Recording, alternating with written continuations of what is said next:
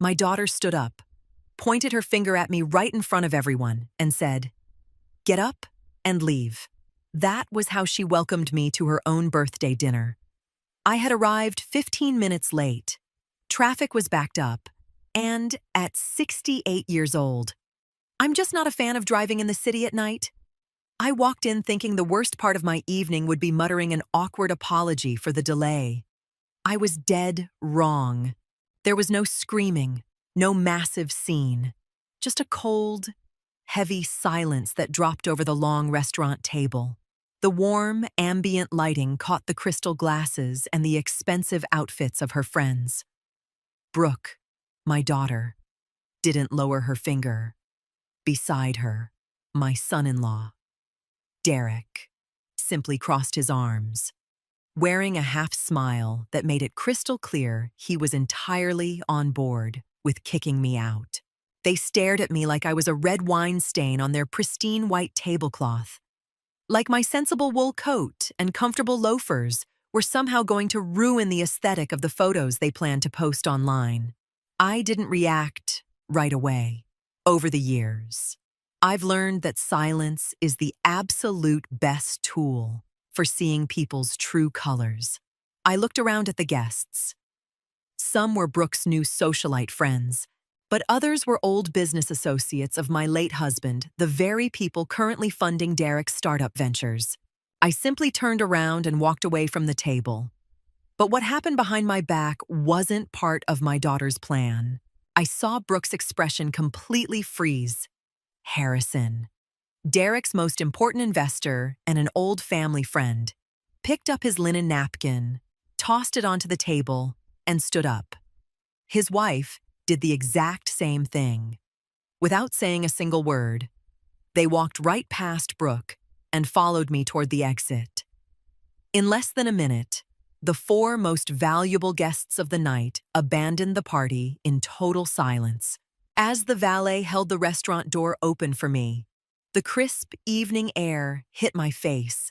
Behind me, the picture-perfect party was shattered not by a shouting match, but by a quiet, undeniable truth. And as I stepped onto the sidewalk, I knew things were about to change permanently. Harrison caught up to me on the sidewalk and offered me a ride home, but I turned him down with a grateful smile. I needed to be alone. I got into a cab, gave the driver my address, and just watched the city lights blur past the window. I didn't shed a single tear. I am way past the age where crying over someone else's disrespect feels productive. Instead of sadness, I felt a sudden, icy clarity. I thought about my house. It's a large, beautiful property with a sprawling backyard and a fully finished second floor. For the last 4 years, that entire upper level had been occupied by Brooke, Derek, and my grandson, Hudson. They told me it would be temporary, just until Derek's import business got off the ground. That temporary setup quickly morphed into a permanent residency where they paid zero rent, chipped in nothing for the utilities, and treated me like an invisible live-in maid and nanny. The cab pulled up to my driveway. I paid the fare and stepped out. The house was dark and quiet. I walked up the porch steps and unlocked the front door. The second I walked in, I saw Derek's expensive designer coats tossed carelessly over my armchair and Brooke's boots kicked off right in the middle of the hallway. They were little things. Things I used to pick up without a second thought, just to keep the peace and avoid drama. I sat down in the dark dining room. I honestly believed that by making their lives easier and asking for nothing in return, I was giving them the runway they needed to succeed. But my silent support hadn't made them grateful. It had made them incredibly entitled. They had convinced themselves that my generosity was a given, and that my actual presence was totally disposable as long as the money and the comforts kept flowing. Later that night, I heard them come through the door, whispering nervously in the hallway. I didn't go upstairs to yell at them. I didn't slam any doors. I just went to the kitchen, brewed a cup of chamomile tea, drank it slowly, and made a decision. The Bank of Mom was closed, and I wasn't going to use my words to tell them. The morning routine in our house was always exactly the same. At 6:30 a.m., I would go down to the kitchen, cook a hot breakfast for everyone, pack Hudson's lunch, and help him get dressed for school so Brooke and Derek could hit the snooze button for another half hour. It was a well-oiled machine that only worked because I was the one cranking the gears. That morning, I woke up at 6 o'clock. I put on my walking shoes and a tracksuit, made exactly 1 cup of black coffee just for myself, drank it while looking out at the yard, and walked out the front door at 6:15. The morning air was crisp and smelled like damp earth. I walked down to the neighborhood park and sat on a bench, just watching the neighborhood wake up. At 7:10 a.m., my phone started buzzing. It was a frantic text from Brooke. "Where are you? There's no breakfast and we can't find Hudson's uniform. We're going to be late." I read the message. For the first time in my life, I didn't feel that familiar pang of maternal guilt. I slowly typed back, "I'm taking a morning walk. Have a good day." I slipped the phone back into my pocket and went right back to watching the trees. When I finally strolled back into the house 2 hours later, the kitchen looked like a war zone. Half-eaten cereal was spilled on the counter, the milk was left out to spoil, and the front door was unlocked. They had clearly run out of the house in a total panic, swallowed up by the chaos they naturally created when there wasn't someone there to magically fix their lives. I washed my single coffee mug and left their mess exactly as it was. I walked into my bedroom, grabbed my purse, and pulled out my checkbook and ledger. Skipping breakfast was just phase 1. The real issue wasn't the lack of scrambled eggs. It was the massive, invisible financial infrastructure that was holding up their lifestyle. An infrastructure that had my name written all over it. I grabbed my car keys and headed out again. I had some errands to run around town. And this time, I wasn't just taking a walk. My first stop was the high-end specialty grocer a few blocks away. For years, I'd kept an open house account there. It started as a convenience, but over the last few months, I noticed Brooke going in alone and charging premium cuts of steak, imported wines, and artisan cheeses to my tab things. I never even got to taste. I walked up to the counter. Frank, the owner, greeted me with his usual warm smile and automatically started getting my daughter's weekly order ready. "Not today." "Frank," I said, setting my purse on the counter. "Could you tell me the balance on my account?" He pulled it up. It was nearly $850. I handed him my credit card, paid the balance in full, and looked him right in the eye. "As of this morning, this house account is permanently closed. If I come in, I'll pay on the spot. If Brooke or Derek come in, they'll need to use their own cards. I do not authorize any more credit under my name." Frank nodded in understanding and wiped my name right off his ledger.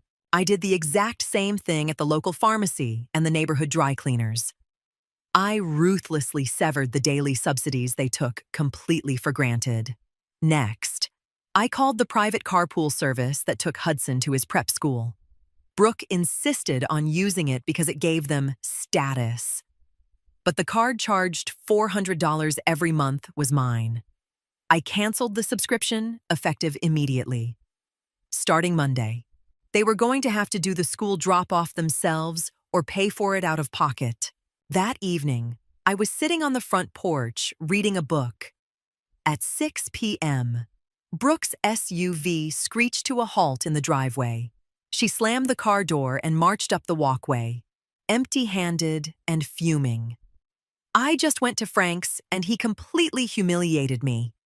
She snapped, stopping on the bottom step. "He said you closed the account. What is your problem? Are you seriously throwing a tantrum over last night?"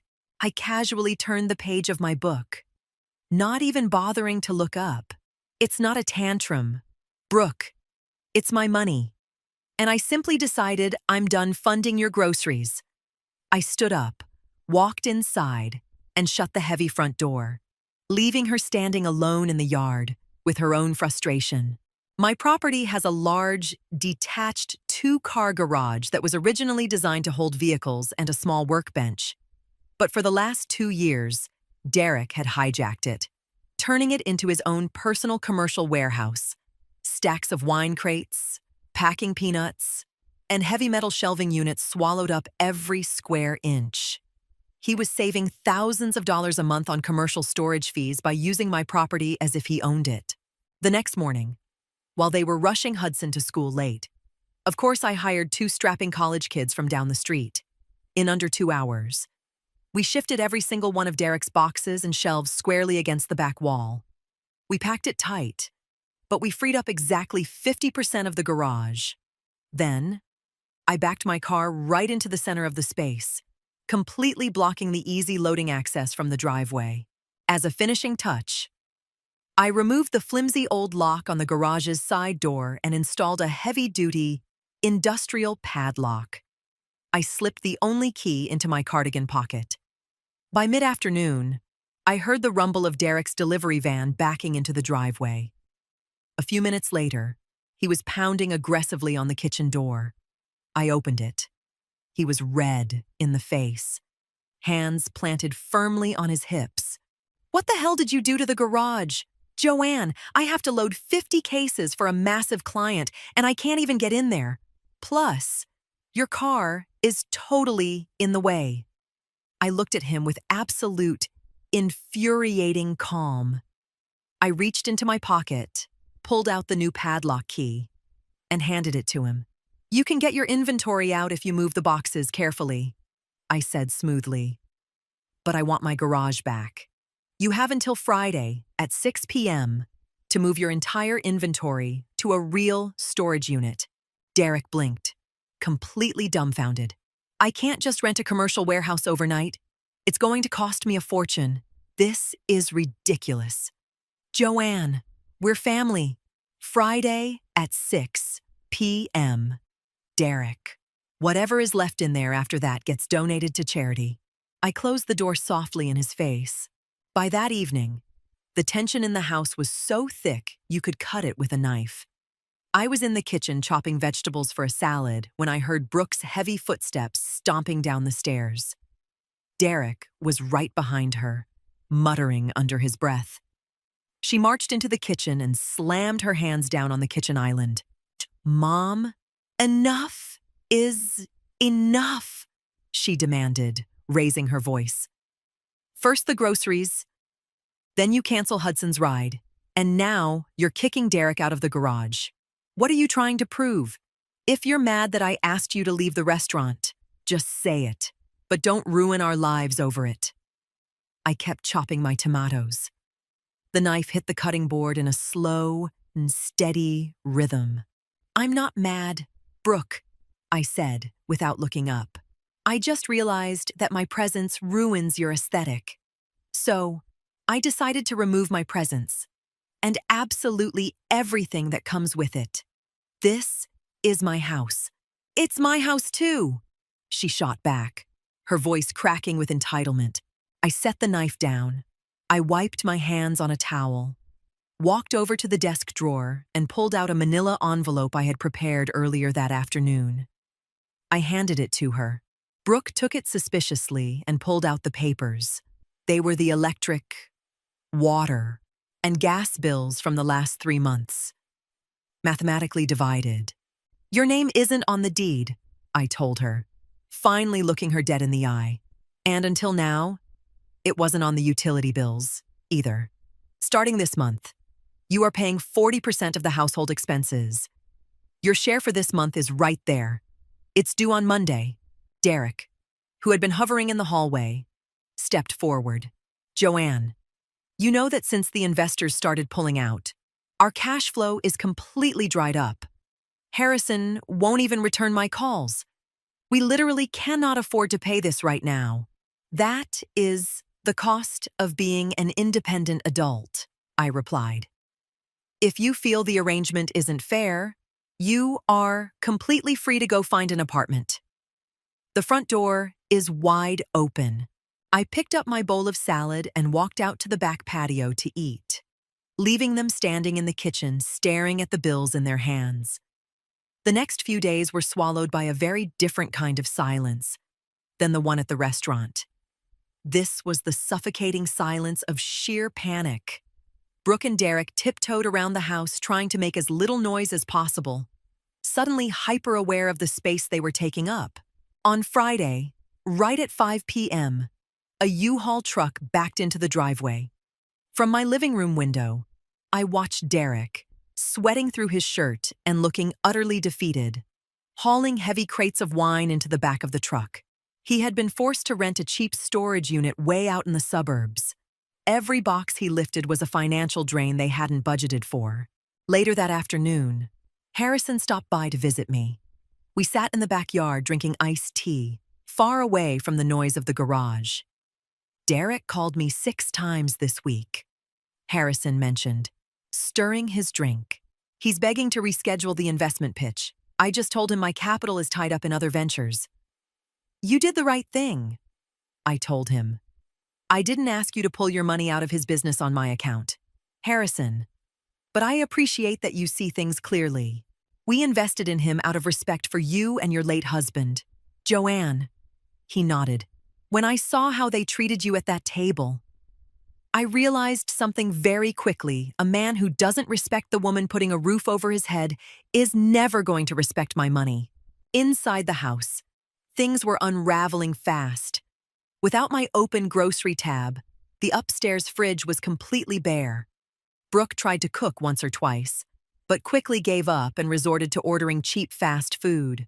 Their carefully curated lifestyle of luxury and appearances was collapsing at breakneck speed. Simply because I had let go of the strings holding it up, I just watered my garden, read my books, and kept my bedroom door shut. The void I left behind was teaching them a lesson my words never could. Desperate to impress the few younger, remaining investors who hadn't jumped ship yet, Brooke decided to host a networking dinner at the house. As always, she just assumed she could commandeer my formal dining room, my fine china, and the massive, commercial-grade oven in my kitchen to put on a show. She didn't bother to ask permission. I just saw her hauling in bags of cheap groceries and discount wine that Derek had managed to salvage. At 5 p.m., exactly 2 hours before her guests were set to arrive, I walked into the kitchen. Brooke was frantically chopping vegetables. I opened the glass cabinets in the dining room, carefully took out all my fine porcelain plates, the crystal wine glasses, and the sterling silver flatware, and methodically packed them away into 2 heavy cardboard boxes. Brooke froze. What are you doing? I need those for tonight. This is my china, I said, taping the boxes shut. I am not lending it out this evening. I carried the boxes into my bedroom and locked the door. When I came back out, Brooke was on the verge of a total meltdown. What am I supposed to serve the food on, Mom? People are going to be here in an hour. I didn't answer her. I calmly walked out the back door to where the main gas line connected to the house. I found the valve that fed the expensive 6-burner industrial oven I had bought years ago, the exact one she was planning to roast her meat in. I cranked the valve shut and locked it down with a heavy security padlock. My personal, single-burner induction stove was still plugged in safely on the kitchen counter. I walked back inside and grabbed my coat. The main oven isn't working, I casually informed her. I have a massive roast prepped. You cannot do this to me, she screamed, finally losing her grip. I'm not doing anything to you. I'm letting you live your life using your own resources, I said, adjusting my scarf. I'm heading out to dinner with some friends. I hope you figure it out. Have a great night. I walked out the front door. As I strolled down the sidewalk, I couldn't help but picture the looks on those investors' faces when they arrived at a luxury dinner party, where the hosts had no plates to serve on and no fire to cook with. I heard through the grapevine that the dinner was an absolute catastrophe. They ended up having to order delivery pizzas and serve them on flimsy paper plates out on the patio. The sheer humiliation in front of Derek's last remaining business contacts was the final nail in the coffin. By the next morning, the vibe in the house had shifted from tension to total, crushing defeat. When I walked out into the hallway on Monday, there was a mountain of cardboard boxes stacked near the stairs. Derek was aggressively taping them up. He didn't even look up at me. He had been avoiding eye contact ever since I locked him out of the garage. Brooke walked out of the living room. She had dark circles under her eyes, and her shoulders were slumped. "We're leaving," she said, her voice raspy. "We signed a lease on a tiny apartment on the south side of the city. We can't keep living in a house where we're treated like the enemy." She paused, staring at me. She was desperately waiting for me to crack. She wanted me to apologize, to beg them to stay, to slip back into the role of the compliant, enabling mother. But I knew that caving now would just condemn us to repeating this miserable cycle forever. "That's a really good decision," I said, keeping my tone perfectly neutral. "Having your own space will be great for you." She clamped her mouth shut, her eyes blazing with held-back tears of anger. "You're kicking us out." "No. Brooke, you're moving because maintaining the lifestyle you want to project to the world costs a lot of money. And I am no longer footing the bill. There's a big difference." 2 days later, the moving truck pulled away. I stayed out of their way, but I made sure to pull Hudson aside before they left. I kneeled down to his eye level, gave him a massive hug, and promised him I'd always have a batch of fresh chocolate chip cookies waiting for him whenever he visited. He squeezed me tight. He was the only one in this whole mess who was entirely innocent. When I shut the heavy wooden front door behind Derek's final trip to the truck, the house fell completely, wonderfully silent. I walked down the hall, climbed the stairs to the now empty second floor, and pushed all the windows wide open to let the fresh breeze pour in. I didn't feel lonely for a single second. I felt like I could finally breathe. 6 months have passed. My home is completely mine again, inside and out. I took that sprawling upstairs floor, scrubbed away the lingering mess, and transformed it into a beautiful art studio and a cozy guest bedroom. Harrison and his wife have come over for dinner a few times. We used the good china, and the oven worked flawlessly. Brooke and Derek had no choice but to face reality. The import business went belly up, and Derek had to swallow his pride and take a retail management job at a chain store just to cover the rent on their cramped apartment. As for Brooke, her social media feed went entirely dark. The fake luxury photos are a thing of the past. They bring Hudson over to visit on the weekends. The first few times Brooke came over, she walked into the house like she was walking on eggshells, carefully weighing every word she said to me. She doesn't just rip open my fridge without asking anymore. And she definitely doesn't leave her boots in my hallway. She learned the hard way that when boundaries are backed by real actions, they cannot be ignored. I treat her politely, like a welcomed guest without holding on to the anger, but also without the blinding vulnerability I used to have. One Sunday evening, while I was out on the porch, watering my ferns, my mind drifted back to that awful night at the restaurant. The intense shame they tried to force on me now feels so distant, almost like it happened to a different person. I actually smiled. I realized that the greatest birthday gift I could have ever given my daughter wasn't getting up from that table. It was finally letting her feel the crushing weight of the real world. My life is so much lighter now. We didn't have some tearful, movie-style reconciliation. What we have is a quiet peace and a boundary built on hard-earned respect. As I watched the sun dip below the tree line, I realized that being a good mother does not mean letting yourself be used as a doormat. Sometimes, The most profound act of love you can offer is cutting the cord and letting them fall, so they can finally learn how to stand on their own 2 feet.